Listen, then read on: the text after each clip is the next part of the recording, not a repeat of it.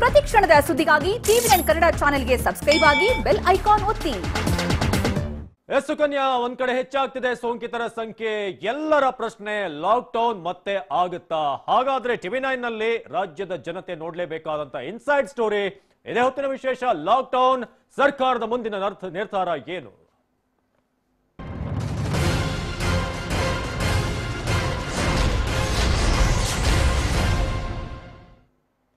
Lockdown, ಸರ್ಕಾರದ ಮುಂದಿನ ನಿರ್ಧಾರ ಏನು? ಯಾವ ರೀತಿಯಾಗಿ ಲಾಕ್ಡೌನ್ಗೆ ಪ್ಲಾನ್ ಮಾಡ್ಕೊಳ್ತಾ ಇದೆ? ಒಂದ್ ವೇಳೆ ಲಾಕ್ಡೌನ್ ಮಾಡೋದಾದ್ರೆ ನಿಜಕ್ಕೂ ಲಾಕ್ಡೌನ್ ಆಗುತ್ತಾ? ಇದು ಸದ್ಯಕ್ಕೆ ಎಲ್ಲರನ್ನೂ ಕೂಡ ಕಾಡ್ತಿರುವಂತ ಯಕ್ಷ ಪ್ರಶ್ನೆ. ನಾಳೆ ಬೆಳಗ್ಗೆ ಚರ್ಚೆಗೆ ಬರಲಿದೆ ರಾಜ್ಯದ ಲಾಕ್ಡೌನ್ ಭವಿಷ್ಯ. ನಾಳೆ ಬೆಳಗ್ಗೆ ಒಂದು ಕ್ಯಾಬಿನೆಟ್ ಮೀಟಿಂಗ್ ಆಗ್ತಾ ಇದೆ. ಈಗ ಎಲ್ಲರ ಕಣ್ಣು ಇದೀಗ ಆ ಮೀಟಿಂಗ್ ಮೇಲಿದೆ. ನಾಳೆ ಬೆಳಗ್ಗೆ ನಡೆಯುತ್ತೆ ಮಹತ್ವದ ಕ್ಯಾಬಿನೆಟ್ ಮೀಟಿಂಗ್. ಹಾಗಾದ್ರೆ ಆ ಕ್ಯಾಬಿನೆಟ್ ಮೀಟಿಂಗ್ ಅಲ್ಲಿ ಚರ್ಚೆಗೆ ಬರುವಂತಹ ವಿಚಾರ ಲಾಕ್ಡೌನ್ ನ ಭವಿಷ್ಯವನ್ನ ನಿರ್ಧಾರ ಮಾಡುತ್ತೆ. ರಾಜ್ಯದಲ್ಲಿ ನಿಜಕ್ಕೂ ಈಗ ಲಾಕ್ಡೌನ್ ನ ಅವಶ್ಯಕತೆ ಇದೆಯಾ? ನಾಳೆ ಬೆಳಗ್ಗೆ ನಡೆಯಲಿರುವಂತಹ ಕ್ಯಾಬಿನೆಟ್ ಮೀಟಿಂಗ್ ಮೇಲೆ ಎಲ್ಲರ ಚಿತ್ತ ಇದೆ. ಹಾಗಾದ್ರೆ ಲಾಕ್ಡೌನ್ ಮಾಡೋದಕ್ಕೆ ನಿಜಕ್ಕೂ ರಾಜ್ಯ ಸರ್ಕಾರ ಮುಂದಾಗುತ್ತಾ? ಒಂದ್ ವೇಳೆ ಲಾಕ್ಡೌನ್ ಮಾಡಿದ್ರೆ ಏನೆಲ್ಲ ಲಭ್ಯವಾಗುತ್ತೆ, ಏನೆಲ್ಲ ಈಗ ರಿಸ್ಟ್ರಿಕ್ಷನ್ ಗಳನ್ನ ಹಾಕಲಾಗುತ್ತೆ? ನಾಳೆ ಬೆಳಗ್ಗೆ ನಡೆಯುವಂತಹ ಕ್ಯಾಬಿನೆಟ್ ಮೀಟಿಂಗ್ ಏನಿದೆ ಅದರ ಮೇಲೆ ಈಗ ಎಲ್ಲರ ಕಣ್ಣಿದೆ. ಹಾಗಾದ್ರೆ ಕ್ಯಾಬಿನೆಟ್ ಮೀಟಿಂಗ್ ನಲ್ಲಿ ಆಗುವಂತಹ ಚರ್ಚೆ ಏನು? ನಿಜಕ್ಕೂ ರಾಜ್ಯದ ಜನತೆಗೆ ಕಾಡ್ತಿರುವಂತಹ ಪ್ರಶ್ನೆ, ಮತ್ತೆ ಲಾಕ್ಡೌನ್ ಆಗುತ್ತಾ? ಲಾಕ್ಡೌನ್ ನ ಅವಶ್ಯಕತೆ ಇದೆಯಾ? ಯಾಕಂದ್ರೆ ಸೋಂಕಿನ ಸಂಖ್ಯೆ ಆಲ್ಮೋಸ್ಟ್ ಈಗ 10,000ಕ್ಕೆ ರೀಚ್ ಆಗ್ತಾ ಇದೆ. ಇಂತಹ ಸಂದರ್ಭದಲ್ಲಿ ಜನರನ್ನೆಲ್ಲ ಪಬ್ಲಿಕ್ ಸಾರ್ವಜನಿಕವಾಗಿ ಓಡಾಡೋಕೆ ಬಿಟ್ರೆ ಆಗ ಏನು ಅನ್ನೋದು ಈಗ ಪ್ರಶ್ನೆ. ನಿಜಕ್ಕೂ ಇದನ್ನ ಕಂಟ್ರೋಲ್ ತರೋಕೆ ಸಾಧ್ಯವಾಗುತ್ತಾ? ಯಾಕಂದ್ರೆ ಪ್ರಧಾನಿ ಮೋದಿ ಹೇಳಿದಂತ ವಿಚಾರಕ್ಕೆ ಸಂಬಂಧಪಟ್ಟ ಹಾಗೆ ನಾವು ಮಾತನಾಡೋದಾದ್ರೆ 1-2 ತಿಂಗಳ ಹಿಂದೆ ಲಾಕ್ಡೌನ್ ಒಂದೇ ಇದಕ್ಕೆ ಇರುವಂತ ಒಂದು ಪರಿಹಾರ, ಲಾಕ್ಡೌನ್ ಬಿಟ್ಟು ಬೇರೆ ಯಾವುದೇ ರೀತಿಯಾದಂತ ಸೊಲ್ಯೂಷನ್ ಇಲ್ಲ ಅಂತ ಹೇಳಿದ್ರು. ಅದಾದ ನಂತರ ಆರ್ಥಿಕವಾಗಿ ಸಮಸ್ಯೆ ಆಗ್ತಾ ಹೋಯ್ತು. ಇದೆಲ್ಲವನ್ನು ಕೂಡ ನೋಡ್ತಿದ್ದಾಗ ಒಂದೊಂದೇ ರಿಲೀಫ್ ಗಳನ್ನ ಕೊಡ್ಲಾಯ್ತು. ಆದ್ರೆ ಈಗ ಅದು ಕಂಟ್ರೋಲ್ಗೆ ಸಿಗ್ತಾ ಇಲ್ಲ. ಈಗ ಕೊರೋನಾ ಕಂಟ್ರೋಲ್ ಮಾಡುವಂತದ್ದು ಬಹಳ ಕಷ್ಟ ಆಗ್ತಿದೆ. ನಾಳೆ ಬೆಳಗ್ಗೆ ಚರ್ಚೆಗೆ ಬರಲಿದೆ ರಾಜ್ಯದ ಲಾಕ್ಡೌನ್ ಭವಿಷ್ಯ. ಹಾಗಾದ್ರೆ ನಾಳೆಯ ಕ್ಯಾಬಿನೆಟ್ ಮೀಟಿಂಗ್ ನಲ್ಲಿ ಏನೆಲ್ಲ ವಿಚಾರಗಳು ಚರ್ಚೆಗೆ ಬರುತ್ತೆ, ಏನೆಲ್ಲ ಒಂದು ಅಂಶಗಳನ್ನ ಇಟ್ಕೊಂಡು ಲಾಕ್ಡೌನ್ ಮಾಡಬೇಕಾ ಬೇಡವಾ ಅನ್ನೋದನ್ನ ರಾಜ್ಯ ಸರ್ಕಾರ ಚರ್ಚೆ ಮಾಡುತ್ತೆ ಅನ್ನೋದು. ರಾಜ್ಯ ಸರ್ಕಾರ ನಿಜಕ್ಕೂ ಮತ್ತೆ ಲಾಕ್ಡೌನ್ ಮಾಡುವಂತ ಮನಸ್ಥಿತಿಯಲ್ಲಿ ಇದೆಯಾ? ಲಾಕ್ಡೌನ್ ಮಾಡಲೇಬೇಕಾದಂತ ಅನಿವಾರ್ಯ ಪರಿಸ್ಥಿತಿ ಸರ್ಕಾರಕ್ಕೆ ಏನಾದ್ರೂ ಇದೆಯಾ? ಹೇಗೆ? ಹಾಗಾದ್ರೆ ವೈದ್ಯಕೀಯ ಸೌಲಭ್ಯಗಳನ್ನ ಉಪಯೋಗಿಸಿಕೊಂಡು ಈ ಒಂದು ಕೊರೋನಾ ಸೋಂಕನ್ನ ತಡೆಗಟ್ಟೋದು ಸಾಧ್ಯ ಇಲ್ವಾ? ಮತ್ತೆ ಲಾಕ್ಡೌನ್ ಮಾಡದೆ ಕೊರೋನಾ ಯುದ್ಧ ಗೆಲ್ಲೋದಕ್ಕೆ ಸರ್ಕಾರಕ್ಕೆ ಧೈರ್ಯ ಇದೆಯಾ? ಸರ್ಕಾರ ಕೊರೋನಾ ಹತೋಟಿಗೆ ತಂದು ಸಾವಿನ ಸಂಖ್ಯೆಯನ್ನ ಕಂಟ್ರೋಲ್ ಮಾಡುತ್ತಾ? ಹಾಗಾದ್ರೆ ಇಂಥ ಅನೇಕ ಪ್ರಶ್ನೆಗಳು ಈಗ ರಾಜ್ಯದ ಜನತೆಗೂ ಇದೆ, ಸರ್ಕಾರಕ್ಕೂ ಕೂಡ ಇದು ಸವಾಲಾಗಿದೆ. ರಾಜ್ಯ ಸರ್ಕಾರ ನಿಜಕ್ಕೂ ಮತ್ತೆ ಲಾಕ್ಡೌನ್ ಮಾಡುವಂತಹ ಸಾಧ್ಯತೆ ಇದೆಯಾ ಅಂತ. ಲಾಕ್ಡೌನ್ ಮಾಡಲೇಬೇಕಾದಂತ ಅನಿವಾರ್ಯ ಪರಿಸ್ಥಿತಿ ಏನಾದ್ರೂ ಸರ್ಕಾರಕ್ಕೆ ಇದೆಯಾ? ಲಾಕ್ಡೌನ್ ಮಾಡದೆ ಹೋದ್ರೆ, ಜನರನ್ನ ತಮ್ಮ ತಮ್ಮ ಮನೆಗಳಲ್ಲಿ ಇರೋಕೆ ಹೇಳದೆ ಹೋದ್ರೆ ಸೋಂಕನ್ನ ತಡೆಗಟ್ಟೋಕೆ ನಿಜಕ್ಕೂ ಸಾಧ್ಯ ಇದೆಯಾ? ಯಾಕಂದ್ರೆ ಈಗ ಎಲ್ಲಾ ವಲಯಗಳಲ್ಲೂ ಕೂಡ ಆಲ್ಮೋಸ್ಟ್ ರಿಲೀಫ್ ಸಿಕ್ಕಿದೆ. ಕೆಲವೊಂದಷ್ಟು ವಿಚಾರಗಳಿಗೆ ಸಂಬಂಧಪಟ್ಟ ಹಾಗೆ ಮಾತ್ರ ಈಗ ರಿಸ್ಟ್ರಿಕ್ಷನ್ ಇರೋದು. ಅದು ಶಾಲಾ college, gym, health centre, bar and restaurant ಇಂಥದ್ದನ್ನ ಹೊರತುಪಡಿಸಿದ್ರೆ ಉಳಿದಂತ ಎಲ್ಲಾ ಕಡೆ ಈಗ ಮಲ್ಟಿಪ್ಲೆಕ್ಸ್ ಮತ್ತು ಮೆಟ್ರೋ ಇದಕ್ಕೆ ಹೊರತುಪಡಿಸಿ ಎಲ್ಲಾ ಕಡೆ ಈಗ ರಿಲೀಫ್ ಇದೆ. ಈ ರಿಲೀಫ್ ಈಗ ಸೋಂಕು ಹೆಚ್ಚಾಗೋಕೆ ಏನಾದ್ರೂ ಕಾರಣ ಅಂತ ಎಕ್ಸ್ಪರ್ಟ್ ಗಳೇನಾದ್ರೂ ಹೇಳಿದ್ರೆ ಆಗ ಲಾಕ್ಡೌನ್ ಮಾಡೋ ಬಗ್ಗೆ ಗಂಭೀರ ಚಿಂತನೆಯನ್ನ ನಡೆಸಬಹುದು. ಈಗ ಹತ್ತಿರುವಂತಹ ಕೇಸ್ಗಳೇನಿದೆ ಅದಕ್ಕೆ ಸಂಬಂಧಪಟ್ಟ ಹಾಗೆ ಏನ್ ಮಾಡ್ಬೋದು ಅಂತ ಈಗ ಸದ್ಯಕ್ಕಿರುವಂತಹ ಒಂದಷ್ಟು ವಿಚಾರಗಳು.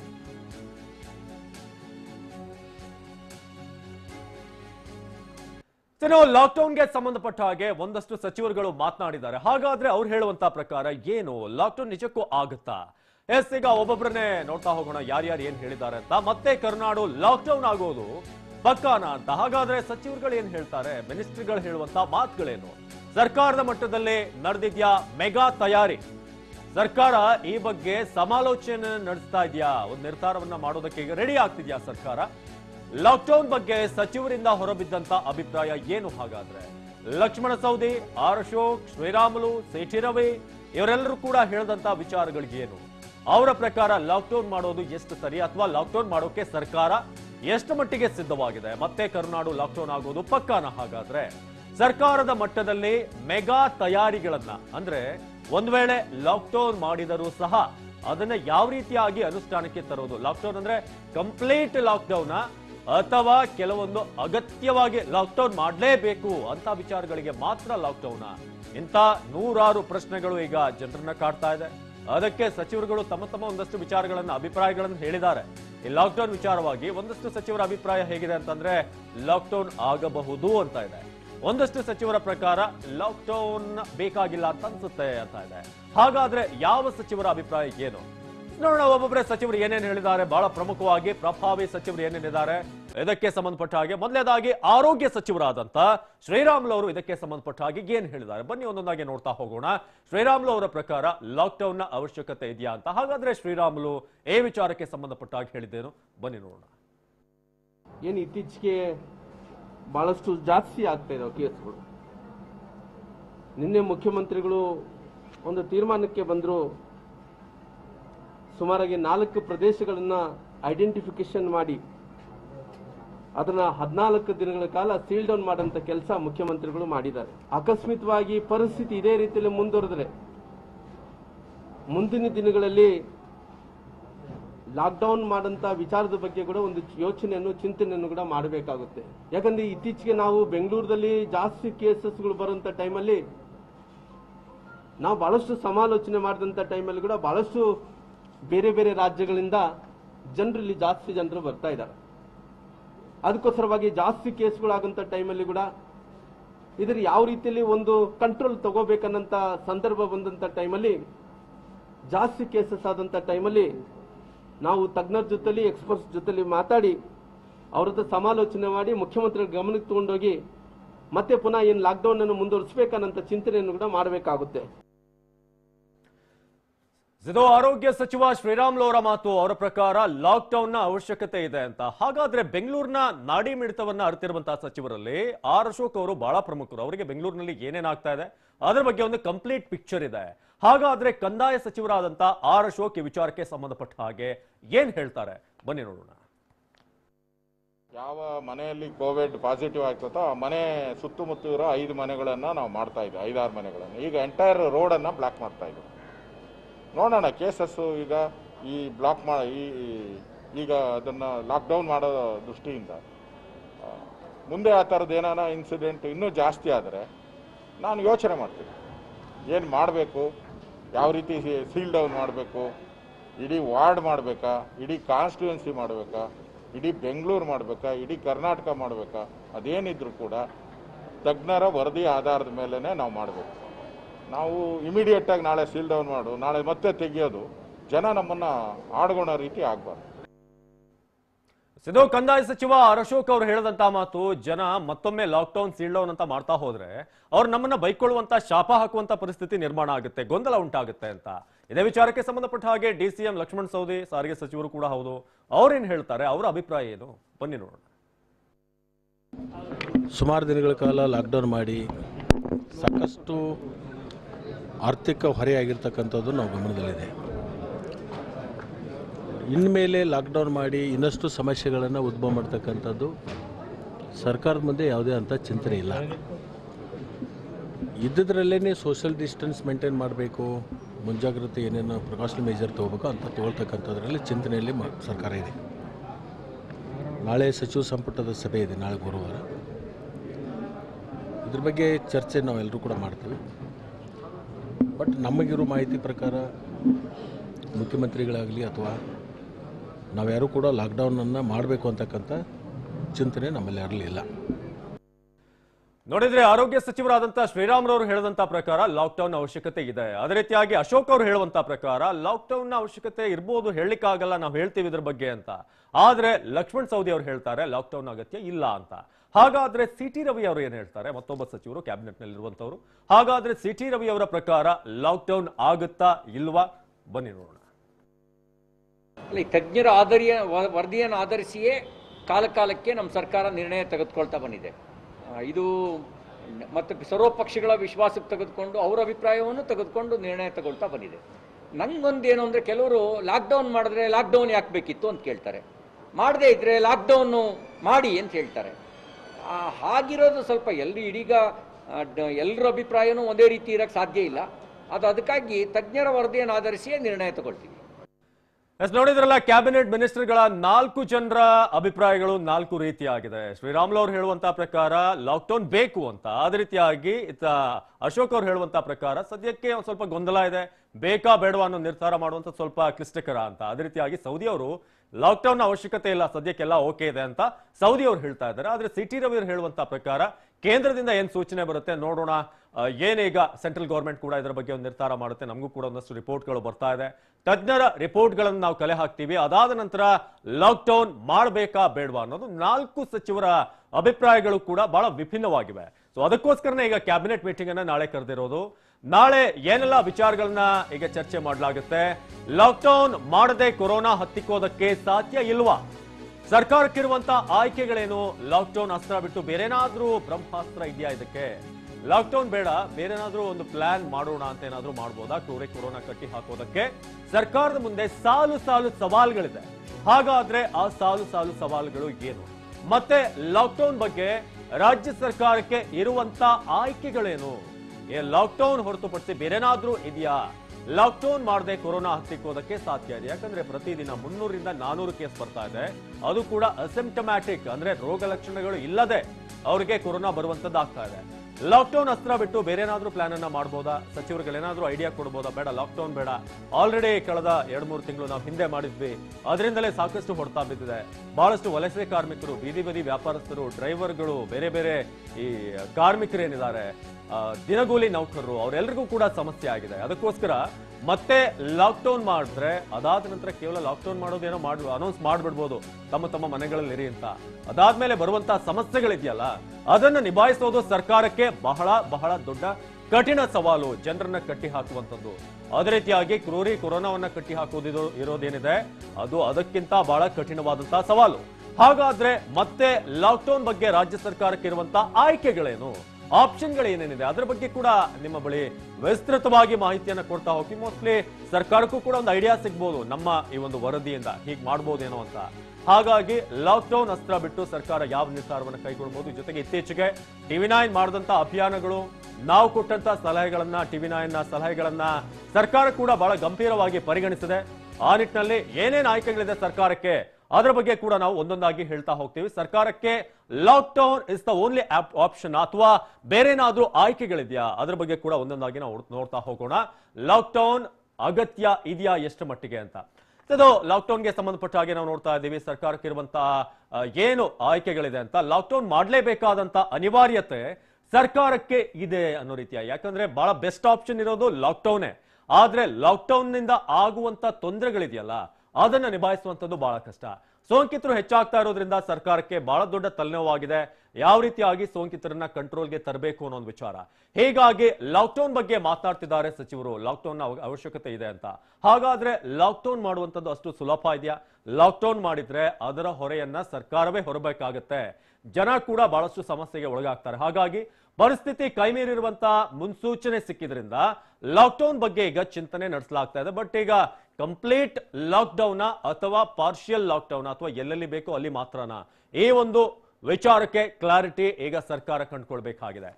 ಸೋಂಕಿತರಿಗೆ ಚಿಕಿತ್ಸೆ ಸಿಗ್ತಿಲ್ಲ ಅನ್ನೊಂದು ಆರೋಪ ಕೂಡ ಇದೆ. ಆಲ್ರೆಡಿ ಈಗ ಸೋಂಕಿತರು ಯಾರು ಇದ್ದಾರೆ ಅವರಿಗೆ ಚಿಕಿತ್ಸೆ ಸಿಗ್ತಾ ಇಲ್ಲ ಅನ್ನೋ ಆರೋಪ ಕೇಳಿ ಬರ್ತಾ ಇದೆ. ಹಾಗಾದ್ರೆ ಲಾಕ್ಡೌನ್ ಮಾಡದೇ ಇದ್ರೆ ಪರಿಸ್ಥಿತಿಯನ್ನ ನಿಯಂತ್ರಿಸೋದಕ್ಕೆ ನಿಜಕ್ಕೂ ಸರ್ಕಾರಕ್ಕೆ ಸಾಧ್ಯ ಆಗುತ್ತಾ ಅನ್ನೋದು ಇಲ್ಲಿ ಬಹಳ ಪ್ರಮುಖವಾದಂತಹ ವಿಚಾರ. ಇನ್ನು ಸರ್ಕಾರದ ಮಟ್ಟದಲ್ಲಿ ಇಂಥ ಅಭಿಪ್ರಾಯ ವ್ಯಕ್ತವಾಗ್ತಾ ಇದೆ. ಅಂದ್ರೆ ಲಾಕ್ಡೌನ್ ಮಾಡದೇ ಹೋದ್ರೆ ಬೇರೆ ಯಾವ ರೀತಿ ಕೂಡ ಕಂಟ್ರೋಲ್ ಮಾಡ್ಲಿಕ್ಕೆ ಸಾಧ್ಯ ಆಗಲ್ಲ ಅಂತ. ಲಾಕ್ಡೌನ್ ಅಥವಾ ಸೀಲ್ ಡೌನ್ ಇಲ್ಲದೆ ಹೋದ್ರೆ ಖಂಡಿತ ಪರಿಸ್ಥಿತಿ ಕೈಮೀರಿ ಹೋಗುತ್ತೆ ಅಂತ ಅನೇಕ ಸಚಿವರುಗಳು ಈಗ ಈ ಕ್ಯಾಬಿನೆಟ್ ವಿಚಾರದಲ್ಲೂ ಕೂಡ ಹೇಳ್ತಿದ್ದಾರೆ. ಕ್ಯಾಬಿನೆಟ್ನ ನಾಳೆ ವಿಚಾರದಲ್ಲೂ ಕೂಡ, ನಾಳೆಯ ಮೀಟಿಂಗ್ ನಲ್ಲೂ ಕೂಡ ಹೇಳ್ಬೋದು. ಸೋಂಕಿತರ ಸಂಖ್ಯೆ ಹೆಚ್ಚಾಗಿ ಪರಿಸ್ಥಿತಿ ಬಿಗಡಾಯಿಸುವಂತ ಆತಂಕ ಕೂಡ ಇದೆ. ಆ ಕಾರಣದಿಂದಾಗಿ ಈ ಪರಿಸ್ಥಿತಿ ಆತಂಕಕ್ಕೆ ಹೋಗೋಕೆ ಮೊದಲೇ ನಾವು ಮುನ್ನೆಚ್ಚರಿಕೆಯನ್ನು ವಹಿಸಲೇಬೇಕಾಗಿದೆ. ಹೀಗಾಗಿ ಸರ್ಕಾರ ಮತ್ತೆ ಲಾಕ್ಡೌನ್ ಮಾಡುವಂತ ಸಾಧ್ಯತೆ ಹೆಚ್ಚು. ಆದ್ರೆ ಲಾಕ್ಡೌನ್ ಸ್ವರೂಪ ಹಿಂದೆ ಇತ್ತಲ್ಲ, ಅದೇ ರೀತಿಯಾಗಿರುವಂತದ್ದು ಸ್ವಲ್ಪ ಕಷ್ಟ ಇದೆ. ಒಂದೊಮ್ಮೆ ಲಾಕ್ಡೌನ್ ಮಾಡಿದ್ರು ಕೂಡ ಸೀಲ್ ಡೌನ್ ನ ಸಂಖ್ಯೆ ಹೆಚ್ಚಳ ಇರುತ್ತೆ. ಆ ಲಾಕ್ಡೌನ್ ನಲ್ಲಿ ಪರ್ಟಿಕ್ಯುಲರ್ ಏರಿಯಾ, ಒಂದೊಂದು ಏರಿಯಾ, ಆ ಒಂದು ಏರಿಯಲ್ಲಿ ಎಲ್ಲಿ ಸೋಂಕು ಜಾಸ್ತಿ ಇದೆ ಅಲ್ಲಿ ಮಾತ್ರ ಸೀಲ್ ಡೌನ್ ಮಾಡುವಂತ ಚಾನ್ಸಸ್ ಇದೆ. ಒಂದೊಮ್ಮೆ ಲಾಕ್ಡೌನ್ ಮಾಡಿದ್ರು ಕೂಡ ಸೀಲ್ ಡೌನ್ ಹೆಚ್ಚಳ ಆಗುತ್ತೆ. ಸರ್ಕಾರ ಸೀಲ್ ಡೌನ್ ಸಂಖ್ಯೆಯನ್ನ ಹೆಚ್ಚಳ ಮಾಡುವಂತ ಸಾಧ್ಯತೆ ಹೆಚ್ಚಿದೆ. ಅದಕ್ಕೋಸ್ಕರ ಸಂಪೂರ್ಣವಾಗಿ ರಾಜ್ಯವನ್ನೇ ಲಾಕ್ಡೌನ್ ಮಾಡೋದಕ್ಕಿಂತ ಎಲ್ಲೆಲ್ಲಿ ಈ ಕಂಟೈನ್ಮೆಂಟ್ ಏರಿಯಾಗಳಿದೆ ಅದನ್ನ ಮಾತ್ರ ಲಾಕ್ಡೌನ್ ಮಾಡುವಂತ ರೀತಿಗೆ ಆ ಒಂದು ಪ್ಲಾನ್ ಅನ್ನ ಸರ್ಕಾರ ಮಾಡಿಕೊಳ್ಳುವಂತ ಸಾಧ್ಯತೆ ಇದೆ. ಹಾಗಾಗಿ ಈಗ ಆ ನಿರ್ಧಾರಗಳು, ಆಯ್ಕೆಗಳು ಸರ್ಕಾರದ ಮುಂದೆ ಏನಿದೆ ಅಂತ. ಹಾಗಾದ್ರೆ ಕಠಿಣ ಕ್ರಮಗಳು ಹೇಗಿರಬೇಕು? ಕಠಿಣ ಕ್ರಮದ ಬಗ್ಗೆ ನಾವು ನೋಡ್ತಾ ಹೋಗೋಣ. ಲಾಕ್ಡೌನ್ ಮಾಡದೇ ಇದ್ರೆ ಕಠಿಣ ಕ್ರಮವನ್ನಾದ್ರೂ ಕೈಗೊಳ್ಳಲೇಬೇಕು. ಒಂದ್ ವೇಳೆ ಇಲ್ಲ ಲಾಕ್ಡೌನ್ ಬೇಡವೇ ಬೇಡ ಅಂತ ಆದ್ರೆ ಕಠಿಣವಾದಂತ ಕ್ರಮಗಳ ಅಗತ್ಯ ಇದೆ. ಯಾಕಂದ್ರೆ ಈಗಾಗಲೇ ನೋಡ್ತಾ ಇದ್ದೀರಿ, ಬಹಳಷ್ಟು ಕಡೆ ಮಾಸ್ಕ್ ಗಳನ್ನ ಬಳಸ್ತಾ ಇಲ್ಲ, ಸಾಮಾಜಿಕ ಅಂತರ ಇಲ್ಲ, ತುಂಬಾ ಜನ ಗುಂಪುಗೂಡುವಂತದ್ದಾಗ್ತಾ ಇದೆ. ಇದೆಲ್ಲಕ್ಕೂ ಕೂಡ ಬಹಳ ಸ್ಟ್ರಿಕ್ಟ್ ಆದಂತ ರೂಲ್ಸ್ ಅನ್ನಾದ್ರೂ ಅಪ್ಲೈ ಮಾಡಿ ಲಾಕ್ಡೌನ್ ಮಾಡೋಕೆ ಸಾಧ್ಯವಾಗದೇ ಇದ್ರೆ, ಮಾಸ್ಕ್ ಹಾಕೊಂಡು ಬರದೇ ಇದ್ರೆ ಹೀಗೆ, ಸಾಮಾಜಿಕ ಅಂತರ ಕಾಯ್ದುಕೊಳ್ಳದೆ ಇದ್ರೆ ಇಂಥ ಕ್ರಮ ಆಗುತ್ತೆ. ಇಂಥದ್ದೇನಾದ್ರೂ ಒಂದಷ್ಟು ಸೂಚನೆಗಳನ್ನ ಕೊಡಬೇಕಾಗುತ್ತೆ. ಜೊತೆಗೆ ಬಹಳ ಪ್ರಮುಖವಾಗಿ ಜನರ ಬೇಕಾಬಿಟ್ಟಿ ಓಡಾಟ ಏನಿದೆ ಅದನ್ನ ನಿಲ್ಲಿಸಲೇಬೇಕಾಗಿದೆ.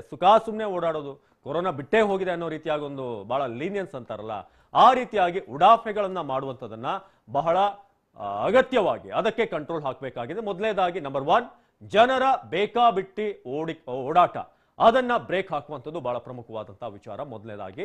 ಅದೇ ರೀತಿಯಾಗಿ ವ್ಯಾಪಾರ ವಹಿವಾಟು ಈಗ ಜೋರಾಗಿದೆ. ಹಾಗಾಗಿ ಎಲ್ಲಿ ಶುರುವಾಗಿರೋದ್ರಿಂದ ಎಲ್ಲರೂ ಕೂಡ ಈಗ ಓಡಾಡುವಂತದ್ದು ಹೆಚ್ಚಾಗ್ತಾ ಇದೆ. ಒಬ್ಬನ ಸಂಪರ್ಕಕ್ಕೆ ಮತ್ತೊಬ್ಬ ಬರುವಂತದ್ದು ಬಹಳ ಈಸಿ ಆಗಿದೆ, ಬಹಳ ಸುಲಭ ಆಗಿದೆ. ಹಾಗಾಗಿ ಹೇಗೆ ಅದನ್ನ ಕಂಟ್ರೋಲ್ ಮಾಡ್ತಾರೆ? ಲಾಕ್ಡೌನ್ ಒಂದು ವೇಳೆ ಇಲ್ಲ ಅಂತ ಆದ್ರೆ ಕಠಿಣ ಕ್ರಮ ಅಂತೂ ಬೇಕೇ ಬೇಕು. ಜಾನ್ ಮತ್ತು ಜಹಾನ್ ಎರಡಕ್ಕೂ ಈಗ ಮಹತ್ವ ಇದೆ. ಜಾನ್ ಹೇ ತೋ ಜಹಾನ್ ಹೇ ಅನ್ನೋ ಒಂದು ಮಾತನ್ನ ಪ್ರಧಾನಿ ಮೋದಿ ಹೇಳಿದ್ರು. ಈಗ ಜಾನ್ ಅದೇ ರೀತಿಯಾಗಿ ಜಹಾನ್ ಎರಡಕ್ಕೂ ಕೂಡ ಈಗ ವ್ಯಾಲ್ಯೂ ಇದೆ. ಅದನ್ನು ಯಾವ ರೀತಿಯಾಗಿ ಸರ್ಕಾರ ಬ್ಯಾಲೆನ್ಸ್ ಮಾಡುತ್ತೆ ಅದರ ಮೇಲೆ ಈಗ ಮುಂದಿನ ಲಾಕ್ಡೌನ್ ನ ಭವಿಷ್ಯ ನಿಂತಿದೆ. ಹಾಗಾಗಿ ಇದೆಲ್ಲ ಪ್ರಶ್ನೆಗಳೀಗ ಇದೆ. ಯಾವ ರೀತಿಯಾಗಿ ಸರ್ಕಾರಕ್ಕೆ ಇರುವಂತಹ ಸವಾಲೇನು? ಜಾನ್ ಮತ್ತು ಜಹಾನ್ ಎರಡನ್ನೂ ಕೂಡ ಈಗ ಹೇಗೆ ಬ್ಯಾಲೆನ್ಸ್ ಮಾಡ್ತಾರೆ? ಸೋಂಕು ತಗುಲುವಂತ ಭಯವೇ ಇಲ್ಲವೆಂಬಂತೆ ಈಗ ಜನ ಓಡಾಡ್ತಿದ್ದಾರೆ. ಇನ್ನೇನು ಸೋಂಕು ಬಂದರೂ ಕೂಡ ನಾವು ಅದನ್ನ ಫೇಸ್ ಮಾಡ್ತೀವಿ, ಏನ್ ತೊಂದರೆ ಇಲ್ಲ, ನಾವು ಸ್ಟ್ರಾಂಗ್ ಆಗಿದ್ದೀವಿ ಅಂತ. ಆದ್ರೆ ನಿಮ್ಮನ್ನ ಟ್ರೀಟ್ಮೆಂಟ್ ಮಾಡೋಕೆ ವ್ಯವಸ್ಥೆ ಬೇಕಲ್ಲ. ನಿಮ್ಗೆ ಏನಾದ್ರು ಸೋಂಕು ಬಂದರೂ ಕೂಡ ನಿಮ್ ನೋಡ್ಕೊಳ್ಳೋಕೆ ಒಂದು ಡಾಕ್ಟರ್ಗಳು ಬೇಕು, ಸಿಬ್ಬಂದಿ ಬೇಕು, ಬೆಡ್ಗಳ ಅವಶ್ಯಕತೆ ಇದೆ, ವೆಂಟಿಲೇಟರ್ ಬೇಕಾಗುತ್ತೆ, ಔಷಧಗಳ ಅವಶ್ಯಕತೆ, ಇದೆಲ್ಲವನ್ನ ಕೂಡ ನಿಭಾಯಿಸೋದಕ್ಕೆ ಅಲ್ಲಿ ವ್ಯವಸ್ಥೆ ಕೂಡ ಬೇಕಾಗುತ್ತೆ. ಏನೋ ಬಂದ್ರೆ ನಾವು ಹುಷಾರಾಗ್ತೀವಿ ಅಂತಂದ್ರೆ ನಿಮ್ಮನ್ನ ಹುಷಾರ್ ಮಾಡುವಂತವ್ರು ಯಾರು? ಆ ಪ್ರಶ್ನೆಗೆ ಯಾವತ್ತಾದ್ರೂ ನೀವು ಇದು ಮಾಡಿದ್ರೆ, ಜೊತೆಗೆ ಎಲ್ಲಾ ಖರ್ಚುಗಳನ್ನ ಮುಂದಿನ ದಿನಗಳಲ್ಲಿ ನೀವೇ ನೋಡ್ಕೊಳ್ಬೇಕು ಅಂತ ಆದ್ರೆ ಆಗೇನ್ ಮಾಡ್ತೀರಿ? ಒಂದು ಕುಟುಂಬದಲ್ಲಿ 4-5 ಜನ ಇದ್ದಂಥವ್ರು ಒಬ್ಬೊಬ್ಬರಿಗೆ ಏನಾದ್ರು 50,000 ಅಂತ ಅಂದ್ರೂ ಕೂಡ ಲಕ್ಷಗಟ್ಟಲೆ ಆಗುತ್ತೆ. ಇದೆಲ್ಲ ಕೂಡ ನಾವು ಯೋಚನೆ ಮಾಡ್ಬೇಕಂತ ಪರಿಸ್ಥಿತಿ ಬಂದರೂ ಕೂಡ ಅಚ್ಚರಿ ಇಲ್ಲ ಈಗಿರುವಂತ ಕೇಸ್ಗಳನ್ನ ನೋಡಿದ್ರೆ. ಜನರು ಹೀಗೆ ಬೇಕಾಬಿಟ್ಟಿಯಾಗಿ ಓಡಾಡ್ತಿರೋದು ಬಹಳ ದೊಡ್ಡ ಆತಂಕ. ಬೇಕಾಬಿಟ್ಟಿಯಾಗಿ ಓಡಾಡ್ತಿದ್ದಾರೆ ಬಹಳಷ್ಟು ಜನ. ಆದ್ರೆ ಓಡಾಡಿ ಒಂದ್ ವೇಳೆ ತೀರಾ ಅವಶ್ಯಕತೆ ಇದೆ ಓಡಾಡುವಂಥದ್ದು ಯಾರು ಕೂಡ ಕಟ್ಟಿ ಆಗ್ಲಿಕ್ಕೆ ಸಾಧ್ಯ ಆಗಲ್ಲ. ಆದ್ರೆ ಸಾಮಾಜಿಕ ಅಂತರ, ಮಾಸ್ಕ್ ಗಳನ್ನ ಬಳಸುವಂಥದ್ದು, ಸ್ಯಾನಿಟೈಸ್ ಮಾಡ್ತಾ ಇರುವಂಥದ್ದು ಆಗಾಗ ಕೈಯನ್ನ, ಇದನ್ನ ದಯವಿಟ್ಟು ಆದಷ್ಟು ಫಾಲೋ ಮಾಡಿ. ಅದನ್ನ ಮೀರಿ ಕೂಡ ಕೊರೋನಾ ಸೋಂಕು ನಿಮ್ಮ ತಗಲುತ್ತೆ ಅಂತಂದ್ರೆ ಏನೂ ಮಾಡ್ಲಿಕ್ಕೆ ಸಾಧ್ಯ ಇಲ್ಲ. ಅದು ನಾವು ಮ್ಯಾಕ್ಸಿಮಮ್ ಆದಂತ ಸುರಕ್ಷತಾ ಕ್ರಮಗಳನ್ನು ಕೈಗೊಳ್ಳಬೇಕು. ಅಂತರ ಮಾಸ್ಕ್ ಹಾಕದವರ ಬಗ್ಗೆ ತೀವ್ರ ನಿಗಾ ಇರಿಸಲೇಬೇಕಾದಂತ ಒಂದು ಅನಿವಾರ್ಯತೆ ಈಗ ಸರ್ಕಾರದ ಮುಂದೆ ಇದೆ. ಲಾಕ್ಡೌನ್ ಮಾಡೋಕೆ ಸಾಧ್ಯ ಆಗ್ಲಿಲ್ವಾ? ಹಾಗಾದ್ರೆ ಸಾಮಾಜಿಕ ಅಂತರ, ಮಾಸ್ಕ್ ಅನ್ನ ಹಾಕೊಳ್ಳೋದು ಇದೆಲ್ಲವನ್ನು ಕೂಡ ಕಂಪಲ್ಸರಿ ಮಾಡಿ. ಯಾಕಂದ್ರೆ ಏನಾದ್ರೂ ಮಾಸ್ಕ್ ಹಾಕೊಳ್ಳೋದು ಯಾರಾದ್ರೂ ಕಂಡ್ರೆ ಅವ್ರಿಗೆ ಫೈನ್ ಹಾಕುವಂಥದ್ದು ಅಥವಾ ಏನು ಯಾವ ರೀತಿಯಾಗಿ ಆಪ್ಷನ್ಗಳಿದೆ ಅದೆಲ್ಲವನ್ನು ಕೂಡ ಈಗ ಕಡ್ಡಾಯವಾಗಿ ನಾವು ತೆಗೆದುಕೊಳ್ಳಲೇಬೇಕು. ಮಾಸ್ಕ್ ಹಾಕೋದ್ರಿಂದ ಅರ್ಧಕ್ಕರ್ಧ ಕೇಸ್ಗಳು ಕಡಿಮೆ ಆಗುತ್ತೆ ಅಂತ ಈಗಾಗಲೇ ಎಕ್ಸ್ಪರ್ಟ್ಗಳೇ ಹೇಳಿದ್ದಾರೆ. ಹಾಗಾಗಿ ಇದನ್ನ ನಾವು ಬಹಳ ಕಠಿಣವಾಗಿ ಫಾಲೋ ಮಾಡಲೇಬೇಕಾಗುತ್ತೆ. ಸಾಮಾಜಿಕ ಅಂತರ ಅದರ ಬಗ್ಗೆ ನಾವು ಹೇಳ್ತಾ ಇದೀವಿ. ಯಾಕಂದ್ರೆ ಇದನ್ನ ಸರ್ಕಾರ ಯಾವ ರೀತಿಯಾಗಿ ಇದನ್ನ ನಿಭಾಯಿಸುತ್ತೋ ಗೊತ್ತಿಲ್ಲ. ಯಾಕಂದ್ರೆ ಸರ್ಕಾರದ ಈ ಜನಪ್ರತಿನಿಧಿಗಳೇ ಅಲ್ಲಿ ಜನರನ್ನಲ್ಲಿ ಒಟ್ಟಾಗ್ತಾರೆ, ಅಲ್ಲೇ ಸಾಮಾಜಿಕ ಅಂತರ ಇರಲ್ಲ ಸರ್ಕಾರಿ ಕಾರ್ಯಕ್ರಮಗಳಲ್ಲಿ ಅಥವಾ ಈ ವಿಪಕ್ಷ ನಾಯಕರ ಕಾರ್ಯಕ್ರಮಗಳಲ್ಲೂ ಕೂಡ. ಇನ್ನು ಅದನ್ನ ಸರ್ಕಾರ ಯಾವ ರೀತಿ ಫಾಲೋ ಮಾಡುತ್ತೋ ದೇವರಿಗೆ ಗೊತ್ತು. ಮಾಸ್ಕ್ ಧರಿಸದೆ ಓಡಾಡುವವರಿಗೆ ಬರೀ ದಂಡ ವಿಧಿಸಲಾಗ್ತಾ ಇದೆ. ಕೆಲವೊಂದಷ್ಟು ಕಡೆ ನಾವು ದಂಡ ವಿಧಿಸೋದನ್ನ ನೋಡಿದ್ರಿ, ಆದ್ರೆ ಯಾವುದೇ ರೀತಿಯಾಗಿ ಇದರಿಂದ ಎಫೆಕ್ಟ್ ಆಗಿಲ್ಲ. ಮಾಸ್ಕ್ ಹಾಕೊಳ್ಳದೆ ಓಡಾಡುವಂತವರು ರಾಜಾರೋಷವಾಗಿ ಓಡಾಡ್ತಾನೆ ಇದ್ದಾರೆ. ಆದ್ರೆ ಇದಕ್ಕೆ ಬಹಳ ಕಠಿಣ ನಿರ್ಧಾರದ ಅಗತ್ಯ ಇದೆ. ಅದನ್ನ ಸರ್ಕಾರ ತೆಗೆದುಕೊಳ್ಳಲೇಬೇಕು. ಕ್ಯಾಬಿನೆಟ್ ಈ ಬಗ್ಗೆ ನಿರ್ಧಾರವನ್ನ ಕೈಗೊಳ್ಳಲೇಬೇಕು. ಇದು ನಾವು ಕೂಡ ಒಂದಷ್ಟು ವಿಚಾರಗಳನ್ನ ಸರ್ಕಾರದ ಮುಂದೆ ಇಡ್ತಾ ಇರೋದು. ದಯವಿಟ್ಟು ಕಠಿಣ ಕ್ರಮವನ್ನು ಕೈಗೊಳ್ಳಿ. ಮೊದಲೊಂದ್-2 ದಿನ ಬಹಳ ಕಷ್ಟ ಆಗ್ಬೋದು, ಆದ್ರೆ ನಂತರ ಜನ ಕೂಡ ಅದಕ್ಕೆ ಅಡ್ಜಸ್ಟ್ ಆಗ್ತಾರೆ. ಅಟ್ಲೀಸ್ಟ್ ಲಾಕ್ಡೌನ್ಗಿಂತ ಮೋಸ್ಟ್ಲಿ ಇದು ಸೇಫ್, ಬೆಟರ್ ಅಂತ ಅನಿಸ್ತಾ ಇದೆ. ಆದ್ರೆ ಅಂತವರ ಮೇಲೆ ಕೇಸನ್ನ ದಾಖಲಿಸಿಕೊಳ್ಬೇಕು. ಈ ರೀತಿಯಾಗಿ ಮಾಸ್ಕ್ ಹಾಕ್ತೆ ಬೇಕಾಬಿಟ್ಟಿ ಬೇಜವಾಬ್ದಾರಿಯಿಂದ ಯಾರು ಓಡಾಡ್ತಿರ್ತಾರೆ, ಸೊ ಅವರ ಮೇಲೆ ಕೇಸನ್ನ ಕೂಡ ದಾಖಲಿಸಿಕೊಳ್ಳುವಂತ ಅವಶ್ಯಕತೆ ಇದೆ. ಅಟ್ಲೀಸ್ಟ್ ಅವರಿಗೆ ಮುಂದಿನ ಬಾರಿ, ನಾನು ಬಹಳ ಸೀರಿಯಸ್ ಆದಂತ ಕೇಸ್ ಅಲ್ಲದೆ ಇದ್ರು ಕೂಡ ಮುಂದಿನ ಬಾರಿ ಅವರು ಮಾಸ್ಕ್ ಹಾಕೊಳ್ಳದೆ ಮನೆಯಿಂದ ಹೊರಡಬಾರ್ದು.